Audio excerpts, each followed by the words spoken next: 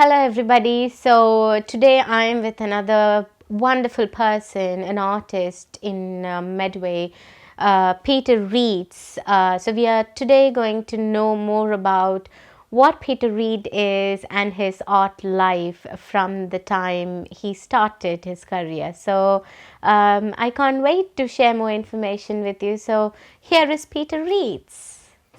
All right, Peter. So to start with, where did you born and how did you get into this art world? Okay, well, I was born in South London, in a little town called South Norwood, um, which is next to the Crystal Palace football ground. So from our upstairs windows, we could watch the football match. Oh, wow. So yeah, that was quite exciting. But when my dad went through the war, and he ended up in Africa.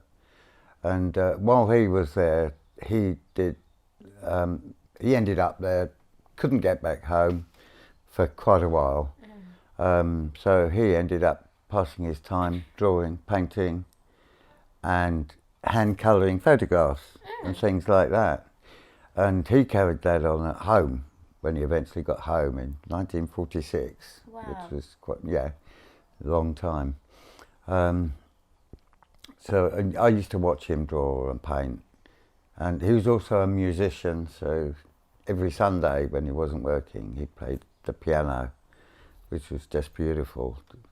The piano was our Sunday thing, listening to Dad play, and he used to make things up and just try different things. And that was Sunday while Mum was cooking Sunday lunch. That was just so beautiful, and the drawings and paintings were around. And my elder brother, he also drew. Oh, wow. Yeah, so that was lovely. So, yeah, I watched him draw, and I looked at his drawings around, and I think that's probably what put it in my mind.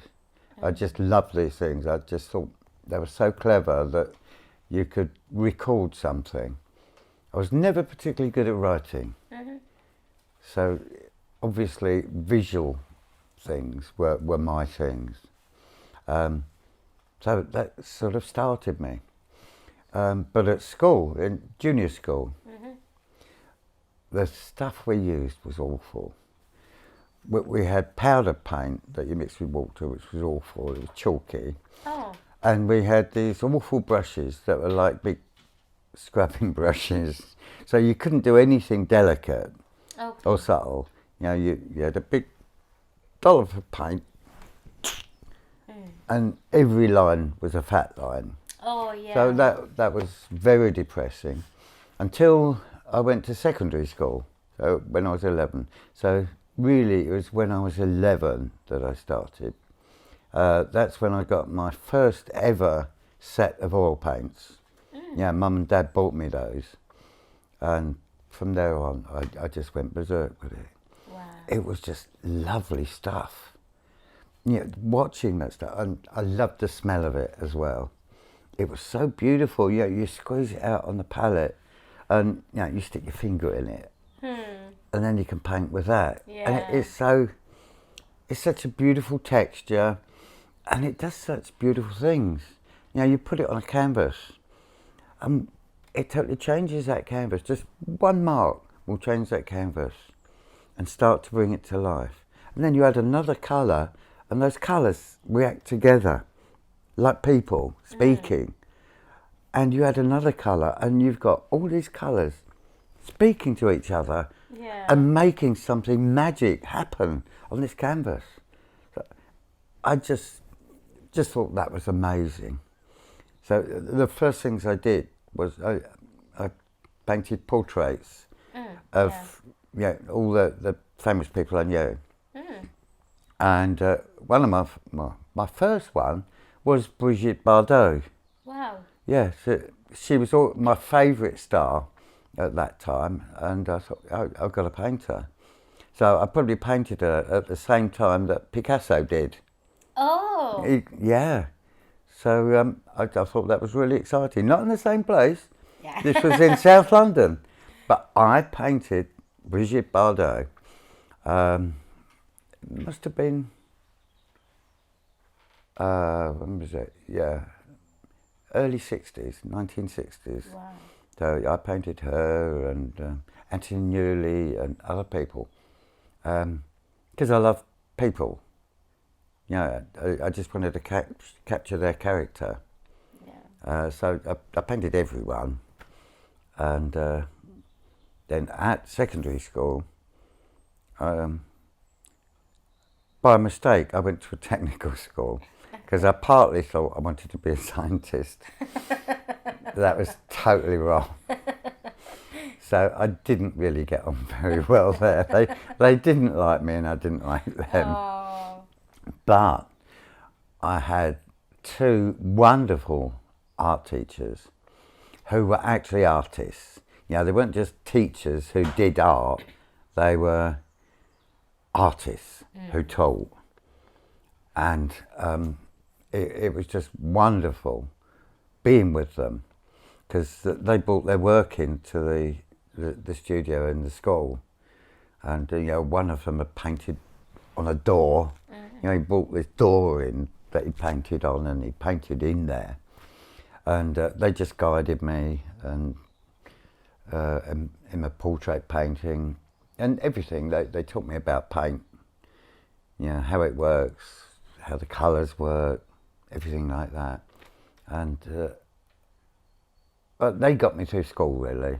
Without them, I'd have just gone mad.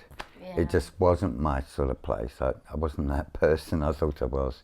So initially it was your dad who Yeah. inspired. Yeah, my dad. And also on top of that, the teachers are really very important, right? You know, during your university period. Oh, absolutely. You need teachers they've got the knowledge to pass on to you. And the tricks, you know, art is full of tricks. You know, how do you make things happen with paint? You know, different things. How do colours work with each other? How do you make things go back into a painting and come forward? Like red comes forward, blue goes back, basically. And it's all those tricks, and there's a million of those.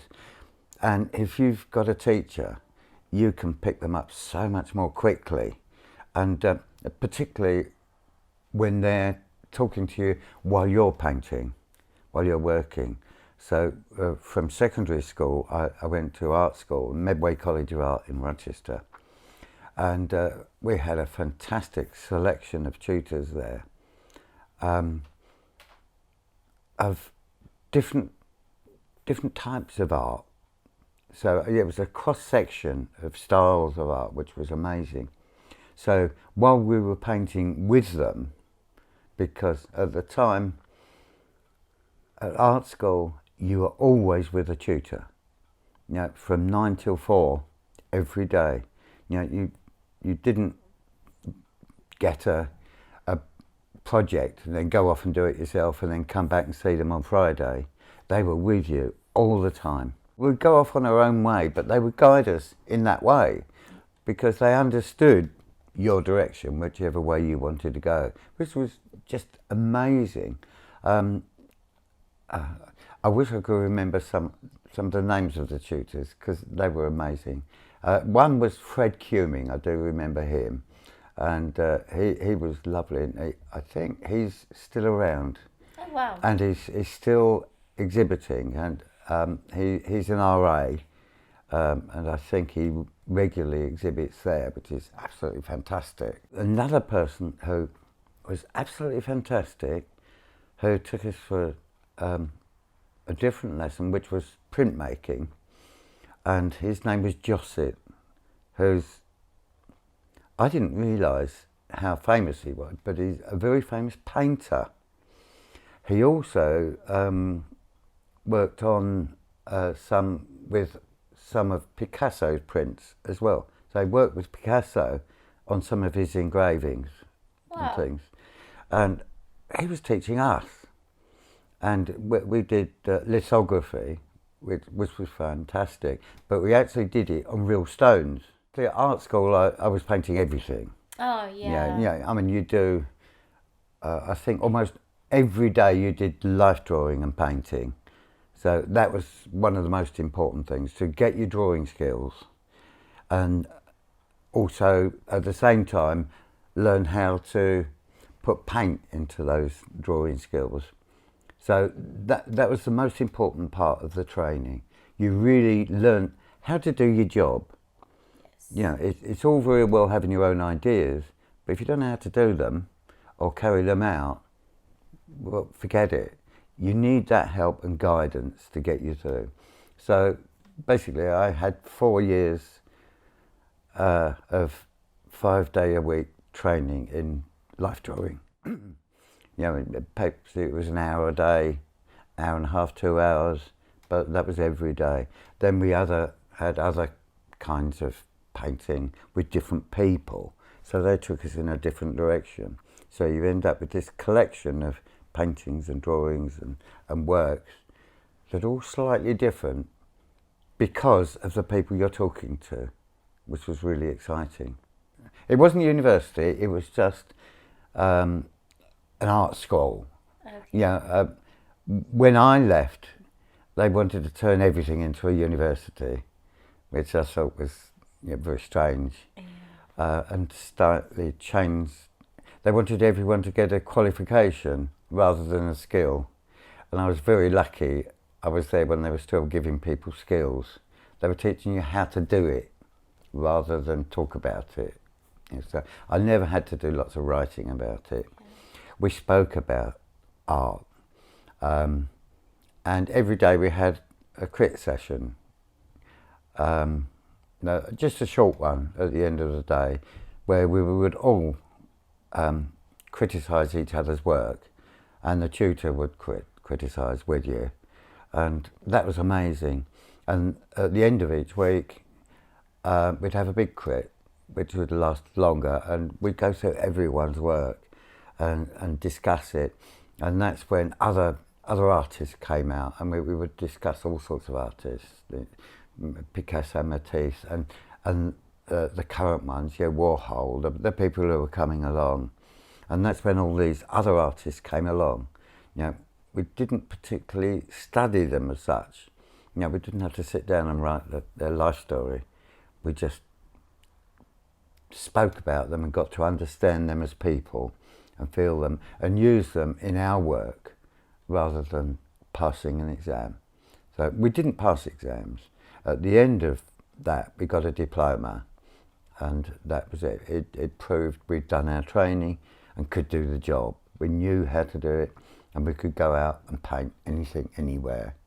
So these days, we go to the university and we study a lot and we have so many facilities. But after you get out of the university, it's really very hard to find the facilities for that because it's really expensive. So how did you manage, and what kind of, what are all the things that you followed, and how did you manage?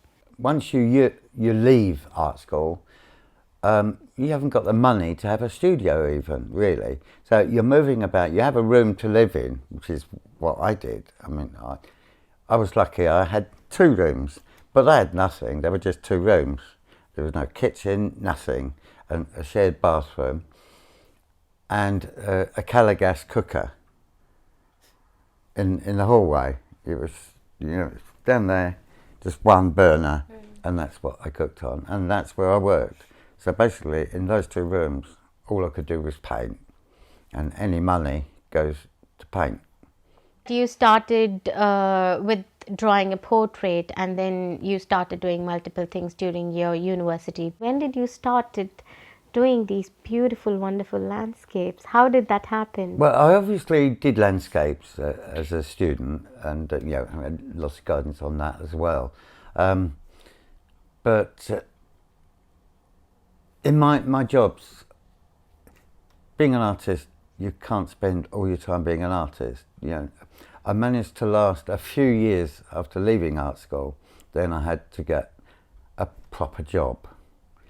Then my first proper job was as a linesman, which is basically climbing up electricity pylons and then climbing along the wires and things like that.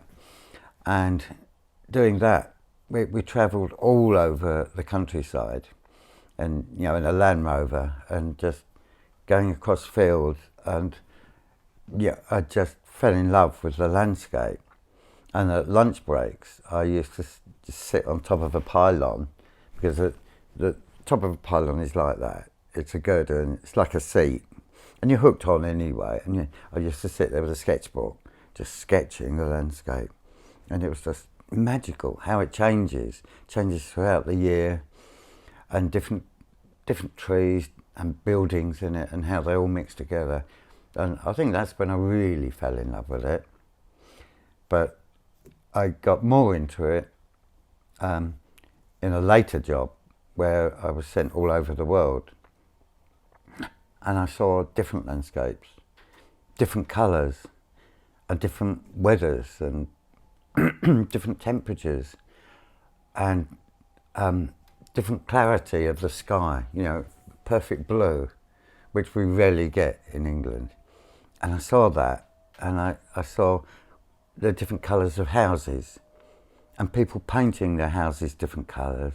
You go to Morocco and you've got blue houses, and that just blew my mind. So you can paint your house blue. It's fabulous, do it. And I saw it, and I just had to paint those. And I painted the houses blue, and I painted the different foliage that was around, the different plants, the different trees. And everywhere I went, they were different. You had different stuff. I used to go to Texas every year, and they've got their own. I think the flower of their state is it's not tumbleweed, but it's a name like that. No, it's bonnets, something bonnets. Purple bonnets, I think, or blue bonnets. Blue bonnets, that's it, blue bonnets. And they're lovely little flowers that just grow everywhere, and they just pop up, and you don't expect them to be there. So, I saw those. So landscape was so in your face. So, it was like people. Being a townie, being brought up in South London, you didn't see much landscape. All you saw was buildings. But travelling around, you realised that it opened your eyes to what was around you. So going back to London, I thought, there are trees, and the buildings, they're worth painting as well. That's a real place, but it's different from that place. The same as a person is different from that person. They're all different. And currently I'm working on trees, and every tree has a different personality. So, you look out of the window, there's a dozen different trees just in one view without moving your eyes. You've got different personalities of trees. And even trees of the same species have got their own personalities, because they've been affected by something next to them. By another tree next to them, they've grown slightly away from it. And the other one will be going towards it. And if you've got wind coming, the tree will be at an angle all the time. So everything has its personality because of everything else around it. And all that lot affects people. So people are affected by everything around them. So that's what makes people exciting, because they've all been affected by different things. So no two people are the same. Even twins are different because they've had different experiences in their little lives to make them different, and it makes them exciting. People are exciting, trees are exciting, everything's exciting. It's magic. And why wouldn't you paint that? You've got to. And paint is magic. Yes. Paint's exciting. You open a pot of orange acrylic paint, and you can smell oranges. And I don't know what, it doesn't smell of oranges, but it does. You feel oranges or yellow, lemons. Right. And you've got to touch them. You've got to play with that paint, and you've got to put that paint over this canvas and turn it into something and represent something that you're looking at. And you'll be looking at something, And looking at a tree or trees is the same as looking at a person. It is a portrait of those trees or that tree. And you want to put that personality down. And you search for that personality. And you'll see different colours that you don't expect. You know, in different times of year, you get new branches or twigs coming on trees, and you find they're red. See, that's not a red tree. You know, the bark isn't red, but those new twigs are red.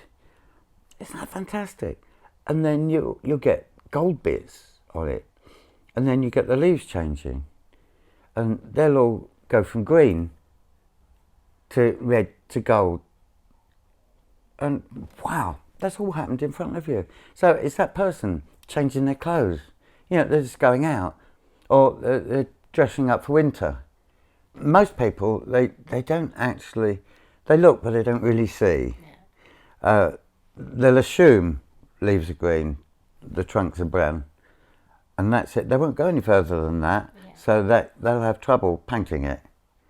Until you get them to really look and search, make them look at one tree and look for the colours, and they might find a tiny bit of brown, and that's their brown. You know, you get them to put that brown down, now find the other colours, and they find there's grey, there's yellow, there's blue, there's golden, there's purple. Trees aren't purple. Yeah, but you look at that tree, it's purple. Oh yeah. And you can see, teaching is fantastic, isn't it? When you see someone see for the first time those colours that they didn't know were there, wow, that's an explosion in their mind. Yeah. They'll never ever look at things the same again. They'll enjoy so much more. Just to walk, they'll see so much more. When they walk down High Street, they won't just look at the shops, they'll look above the shops. They see the different architecture above, the different windows. They begin to see everything. And the whole world now belongs to them. Not just a little bit that they were taught to see. Yeah. They'll see everything. Wow. Yeah. What more can you do for someone? You've given them the world. And it costs nothing. Just talk. I think there's a similarity, and you know, when a child is very young, they're totally honest. They see what they see and they believe what they believe. And when you get older, you're very lucky because you get to the stage where you haven't got to impress anyone, so you start to see a little bit clearer. Unless you've really, been ingrained with silly ideas, your mind opens and you think, well, yeah, I can enjoy that a bit more. I start to look around a bit more because I can, because I've got the time. My life's mine, and if I can afford to live and eat, I can do what I like, and I can see people, I can see the landscape, and I can start to enjoy things as I did when I was a baby. Who can wander around in the countryside and see things. They've not been told trees are, well, at that stage, they haven't been told that leaves are green and trunks are brown. They see them for what they are. They don't give them names till a bit later. Then they're told, oh, that's that, that's that, that's that. And then they're in a little box. They've all got the same information everyone else has got.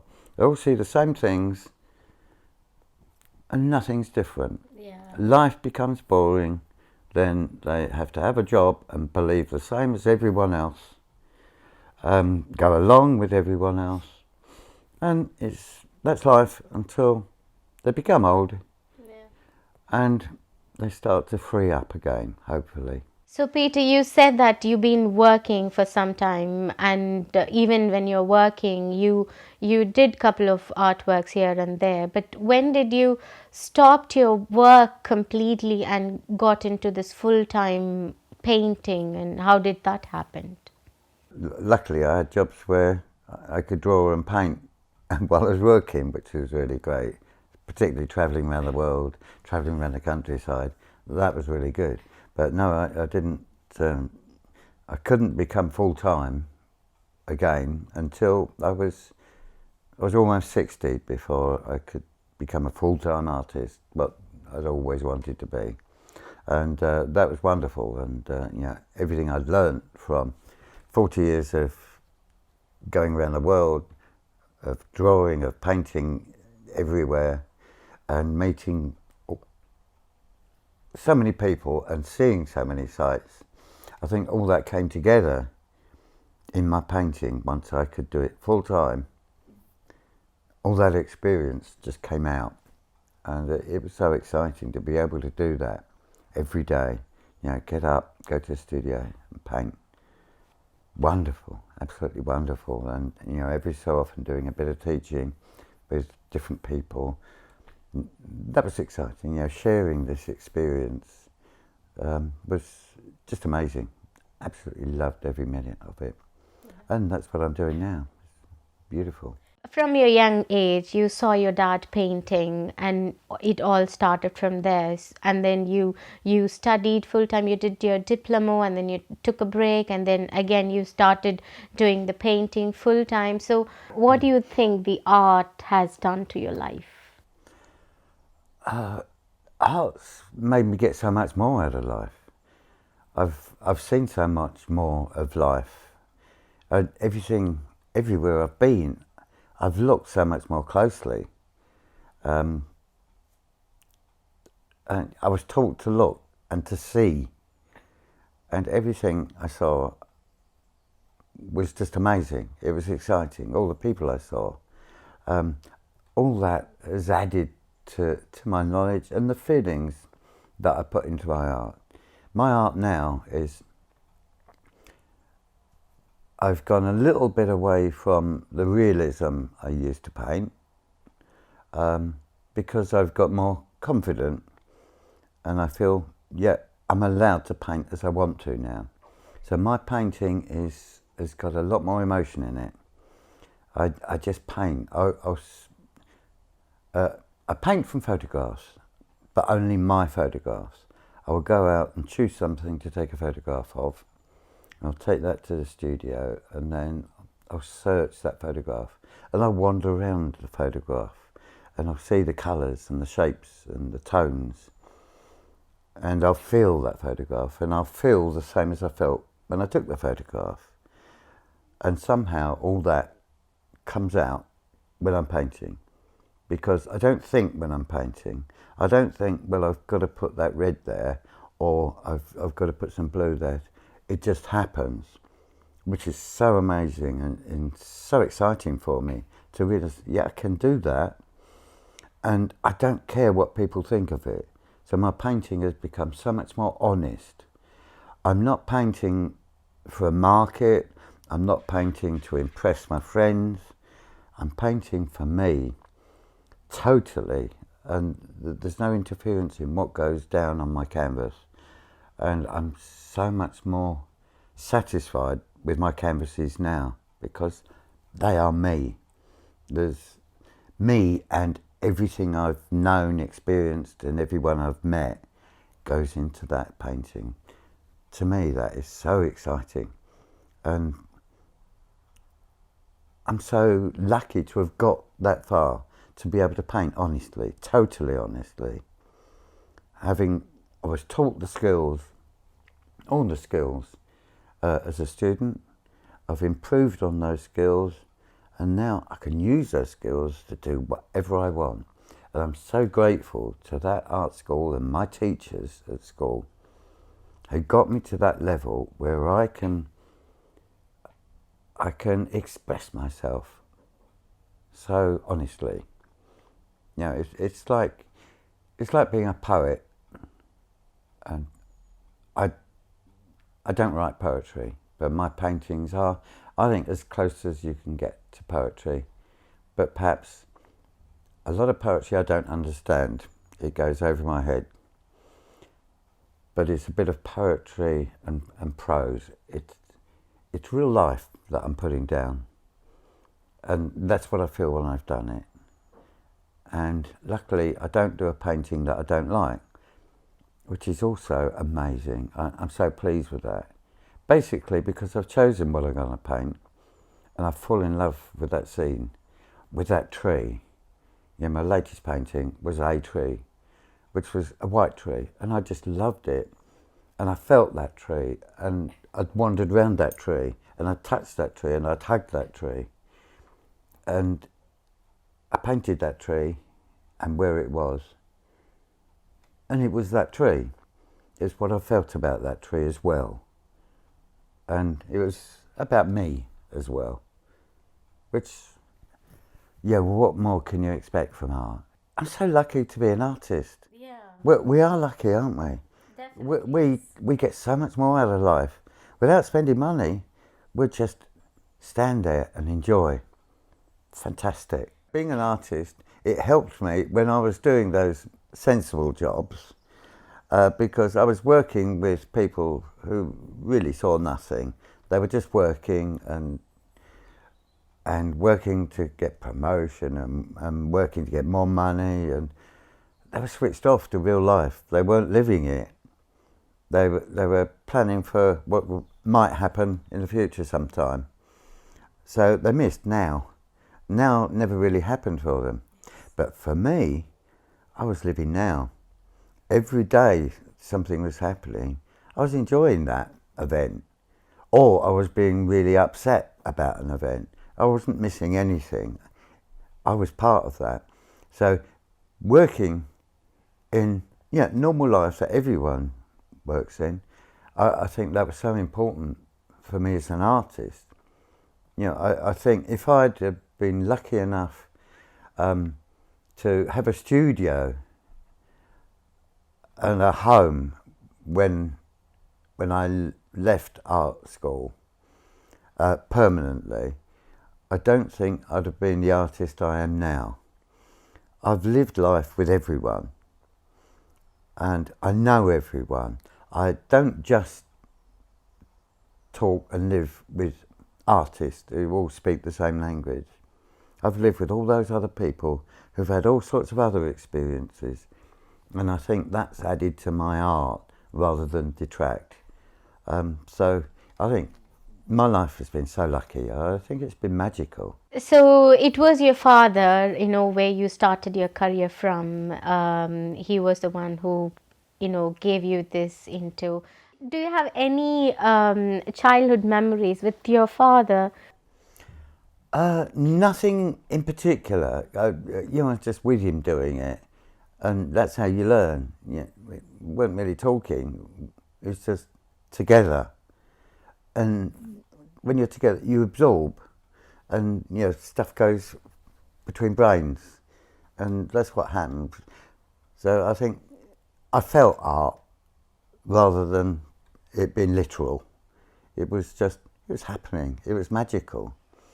And listening to him playing the piano was magical. I mean, I could never play the piano. I can't play anything, and basically because I'm too lazy to learn.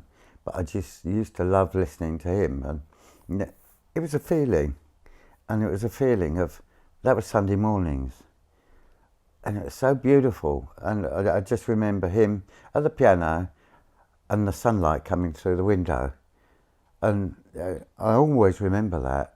And the feeling of it, fantastic. It's just beautiful. It's all these things are feelings that you collect, and when you can put them down in dollops of paint on canvas, how magic is that? Wow! Yeah, and we've got that. Yes. We can do that. We don't care about anybody else. And like that, if I'd been carried on painting much longer when I left art school, because I managed to carry on for a few years and made some money, basically until I got married. I think I would have got into the position where I was trying to please people too much. I was trying to please a gallery or please clients, and I wouldn't have been painting for me. Because I do have friends who've gone down that road. They've lost themselves. They're very good at painting and drawing, but there's no them in it. they've lost that feeling, because there's a cleverness that you mustn't let take over. Cleverness you make use of rather than letting it make use of you. Like, people really are really impressed with photorealism, but no one will buy it. It's so boring. When I was a student, I did it once.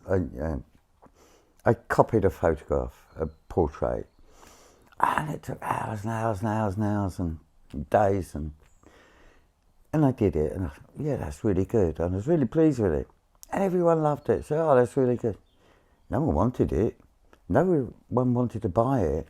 It was just an exercise. It was a student exercise, and I sort of learnt from that you've proved to yourself that you can do it, and that's the only person you need to really prove anything to, yourself. I was satisfied that I'd done it, never wanted to do it again, and from there I continued to learn honesty in painting, and it took me a long time, and it gradually got in, and I became part of my paintings, more and more and more and more, until now I love my paintings even more. I don't know whether anyone else does, but I don't care. I love them. I love what's gone down, and I know that is totally honest and totally me, and I just don't know what I'm going to paint next, and that's so exciting. Painting is a physical as well as a mental exercise. You feel it, which is why I like painting large paintings. I love to feel all over the canvas and spread that paint as far as it goes and see what it will do, and spread it with your hands and make it do what you want. You control it, you push it and bully it into what you want it to do, which is absolutely fantastic. So it's that physical side as well, which it comes from your mind and you feel it onto the canvas. We all know that you have received the Kalaimaiyam Fellowship Award on its 40th year, and the Kalaimaiyam is really very proud to have you as one of the award-winning artists. So how does that award help you? What do you think about receiving an award? Well, apart from, the Kalaimaiyam Award was such a wonderful surprise to me. And to be honest, I've never ever won an award before. I've never been in a position where I could be nominated or enter for something to get an award. And getting this award, which is such an important award, it's just amazing. I'm so excited. It's the only thing I've got on our side table, which is, I'm so proud of it. It's wonderful. Me getting an award for art is, wow. It's amazing. It really is. Thank you, Peter, for all your patience in answering all the questions and sharing your lifetime experience and about the fantastic thing, art. So if there is anything, any wishes that you wanted to give it to Kalaimaiyam, what that could be? Life is difficult for an awful lot of people, and Kalaimaiyam is putting an escape into those sad lives that we all live, that the hard work, they can escape into art, which is so important and exciting. And you can see people disappearing from the real world into this magical art world, and their faces relax as they're becoming involved with art, and their faces change when they see art through Kalaimaiyam. They're different people, and their real personality can come out. I wouldn't quite say it can save people's lives, but it can certainly help an awful lot. It's such an impressionable thing. Art does hit people, even when they don't know it. And Kalaimaiyam must go on forever and get stronger, because people need it.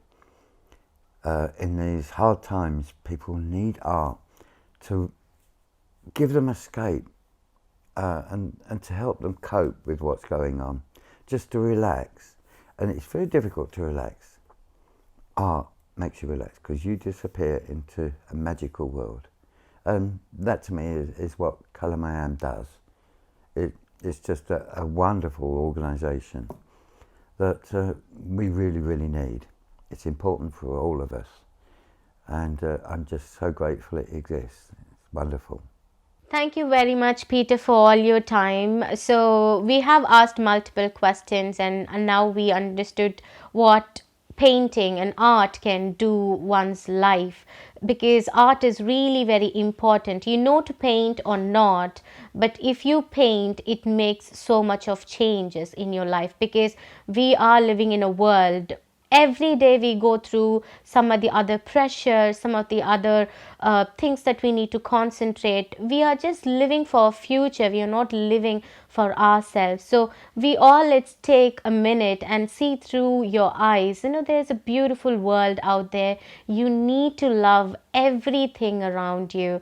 So that is what I feel when I talk to Peter. So I'm passing this wonderful energy to all of you who are watching this interview.